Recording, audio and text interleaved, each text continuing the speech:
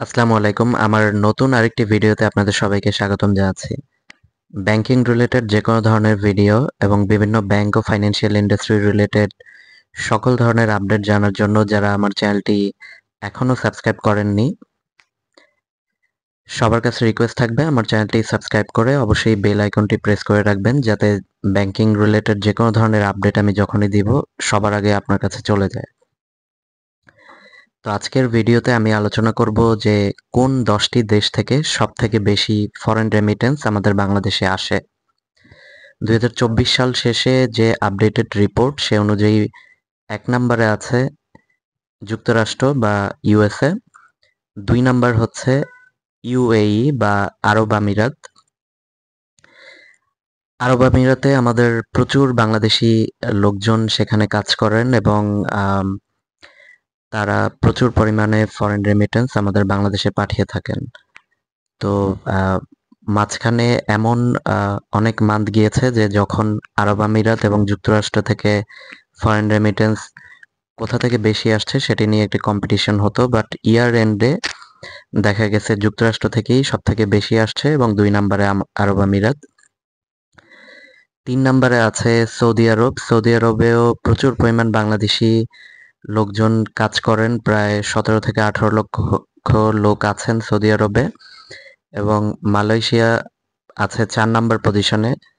মালয়েশিয়াতে আমাদের প্রচুর লোক রয়েছেন বাংলাদেশি, যারা তাদের কষ্টার্জিত অর্থ বাংলাদেশে রেমিট করছেন এবং বাংলাদেশের যে ফরেন রিজার্ভ সেটা এনরিচ করার জন্য তাদের যে কন্ট্রিবিউশন সেটি আসলে খুবই উল্লেখ করার মতো। এবং 5ম স্থানে রয়েছে ইংল্যান্ড। ইংল্যান্ড থেকেও প্রচুর পরিমাণ ফরেন রেমিটেন্স বাংলাদেশে এসে থাকে প্রতি বছর এবং ইংল্যান্ডের অবস্থান হচ্ছে 5 নাম্বারে। আমরা জানি আমাদের বাংলাদেশি অনেক লোক ইংল্যান্ডে আছেন, স্পেশালি সিলেট অঞ্চলের একটি হাব আছে ইংল্যান্ডে এবং তাদের যে কন্ট্রিবিউশন এটি অত্যন্ত সাবস্টেন্সিয়াল বাংলাদেশের যে ফরেন রেমিটেন্স বিল্ড আপের ক্ষেত্রে। আমরা জানি আমাদের ফরেন যে কারেন্সির বা ফরেন রিজার্ভ সেটির মূল যে 2টি সোর্স, একটি হচ্ছে এক্সপোর্ট আর একটি হচ্ছে রেমিটেন্স। তো যাই হোক, 6 নম্বরে রয়েছে ওমান। মিডল ইস্টের এই কান্ট্রিতে বাংলাদেশি প্রচুর লোক রয়েছেন, যারা তাদের যে ইনকাম সেটির একটি পোর্শন কিন্তু তাদের খরচ নির্বাহের পরে বাংলাদেশে পাঠিয়ে থাকেন। এরপরে 7 নাম্বার পজিশনে রয়েছে কুয়েত। কুয়েতও মিডল ইস্টের একটি কান্ট্রি, এখানেও প্রচুর পরিমাণ বাংলাদেশি লোক কাজ করেন। আসলে এক কথায় বলতে গেলে বাংলাদেশি যে যারা বাইরে থাকেন তাদের কিন্তু ম্যাক্সিমাম লোক থাকেন হচ্ছে এই মিডল ইস্ট বেসড কান্ট্রিগুলোতে। আর এছাড়া রয়েছে 8 নম্বর অবস্থানে ইটালি।